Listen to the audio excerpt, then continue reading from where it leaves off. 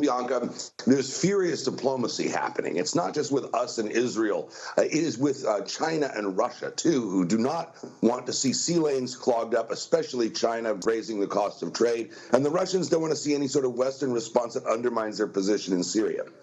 Now, what a response might look like by the Iranians, it might be that they want to go after that 58-mile strip of land between Gaza and the West Bank, where IDF bases are fairly thin on the ground, and leverage all of the anger, at least in Gaza, towards and perhaps get some more incursions into that space between there and the West Bank, where there's 2.8 and 1.8 million Arabs, respectively, and the IDF is spread fairly thinly there. And that wouldn't necessarily trigger a response that involves sea routes and trade lanes that could upset Iran's other friends.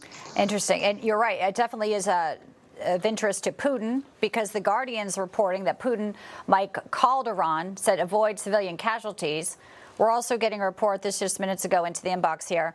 You have French President Emmanuel Macron telling his Iranian counterpart, the new president, that they have to do everything to avoid escalation here. So this bit of diplomacy here may or may not be enough to deter them. Your read? Yeah, it may or may not be. Sorry. Go ahead. Yeah, it may or may not be. Iran is under a lot of pressure domestically because of the way Israel killed Haniyeh on Iranian soil the day after meeting the new president-elect of Iran. And that's a real in-your-face. And that causes perhaps a loss of street cred for them with Hezbollah, Hamas, and throughout the region if they don't do something. So that's the balance that they have to make. Well, they have plenty of proxies, Mike. We know that. They're not afraid to, when and if use them. We have Antony Blinken insisting the United States is communicating with Iran and Israel, warning they shouldn't escalate. Here's a bit of his comments. We continue to work intensely to de-escalate tensions in the Middle East and to prevent the spread of conflict. Over the past few days, we've been in constant contact with partners in the region and well beyond. In those conversations, we've heard a clear consensus. No one should escalate this conflict.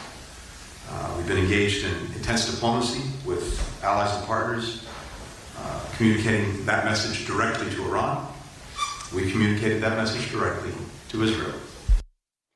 Your take on Blinken's comments here, and obviously everybody knows that, Joe Biden has a timestamp on his presidency here, and there is a limit here of what they may or may not be able to get through.